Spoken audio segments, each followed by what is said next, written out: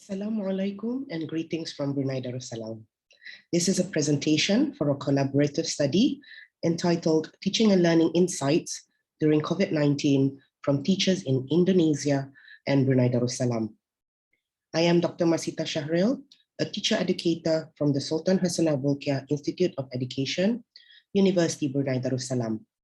And this is a research collaboration with researchers from Yogyakarta, Indonesia, which are Miss Niken, Yahyu, Utami, and Miss Laela Sagita from Universitas PGRI, and Associate Professor Dr. Ruli Charitas Indra Prahmana from Universitas Ahmad Dahlan.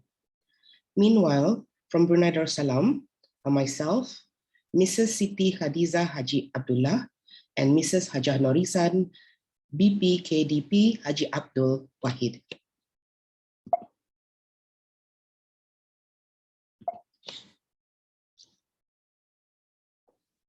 The COVID-19 outbreak in Indonesia, Brunei Darussalam, Malaysia, and around the globe is still an evolving situation with extraordinary challenges, not just for the healthcare system of a country, but also to the educational providers of the nation.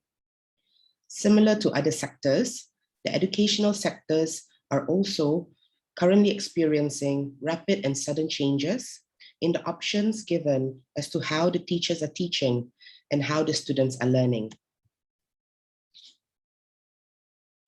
Baker and Wagner reported in 2020 that a pandemic is currently grinding public life to a halt.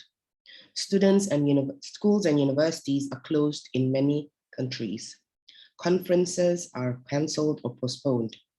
Most of the challenges are transdisciplinary, but some have unique characteristics for learning. There is research on mathematics learning at a distance through non-traditional media, but we expect that the consequences of this pandemic will inspire more such research. Although this was stated in reference to the subject area of mathematics, this context may also be applicable to other subject areas as well. According to Rasmi Tadila and colleagues, in Indonesia, teachers' motivation to work has severely declined as COVID-19 altered lifestyles. High motivation and enthusiasm are important for teachers to have when teaching their students. They also stated that to counter these issues that has arisen in Indonesia, parents, teachers, and the government need to work together to support each other's well-being and give motivation to one another to make a community effort. The objective of this present study is to investigate the perspectives and experiences of teachers from Indonesia and Brunei Darussalam in going through the teaching and learning changes during the COVID-19 pandemic. In this collaborative study, we disseminated an online survey to teachers in Indonesia using Google Form, and in Brunei Darussalam, it was sent via email in March and April 2020 last year. The online survey is divided into two sections. The first section asks for the teacher's background information, such as gender, race, year levels, and subject areas they are currently teaching, and duration of teaching experience. While in the second section consisted of open-ended questions related to online teaching and learning practices. All the data were analyzed qualitatively. From the sample, there were 102 teacher respondents in total from Indonesia, with 74 female and 28 male teacher respondents. The subjects taught ranged from languages such as Arabic, Indonesian, English, and Javanese, social sciences, mathematics, civic education, and so on. The classes taught by the Indonesian teacher respondents varied from primary, secondary to vocational levels. And the teaching experiences ranged from teaching from 2 months to 36 years. For Brunei, there were only 19 teacher respondents with 17 female and 2 male. The subjects taught ranged from mathematics, physics, geography, and English language. The classes taught ranged from primary, secondary to pre-university levels. And the teaching experiences ranged from 3 months to 21 years. The qualitative data collected from the surveys that belong to both countries were analyzed and categorized thematically into several themes. The first theme here relates to the teaching practices teachers go through with their online classes. So the teachers used available online applications or programs such as WhatsApp, Telegram, Google Classroom, Google Forms, and so on.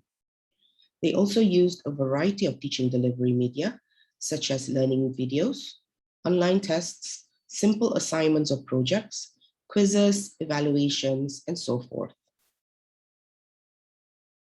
There were several advantages reported by the teacher respondents in relation to the online teaching implementation, such as learning can take place anytime, anywhere.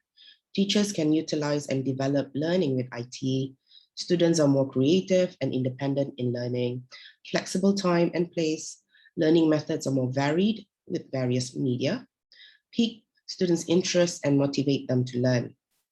Meanwhile, the disadvantages reported were the preparation for online learning is time-consuming. Not all are IT literate teachers. Preparation for online learning took too much time. Signal conditions are not good and evenly distributed. Too long holding electronic media or gadgets. Unresponsive students, difficult to track their progress and offer any help. For the challenges reported by the teacher respondents in relation to the online teaching implementation were, not all students can be online according to predetermined hours. Infrastructure limitations such as access to internet and devices, lack of parental involvement and support, strong patience from the teachers and added workload for them, and they must have a commitment to respond to students. In relation to the opportunities, some stated there were opportunities to teach IT to students, teacher self-development become more focused, teacher-parent communication is increasingly intertwined, increase in students' motivation to learn, and increase in creativity among teachers and students.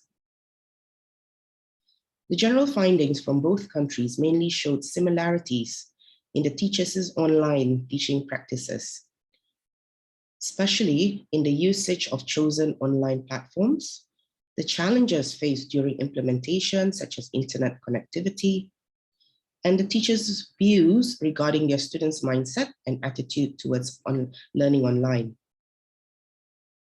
It should be noted that online learning for high school, vocational, or the equivalent level students is easier to implement because they already understand enough or are technology literate.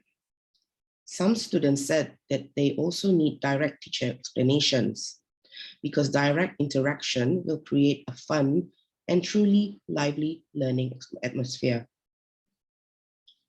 Interestingly, in conclusion, although face-to-face learning interactions are mostly preferred, majority of the teachers, regardless of how long they have been teaching, indicated their willingness to continue the online classroom practices and use currently available online resources for the sake of their students' learning experiences. Terima kasih. Thank you for listening to this presentation.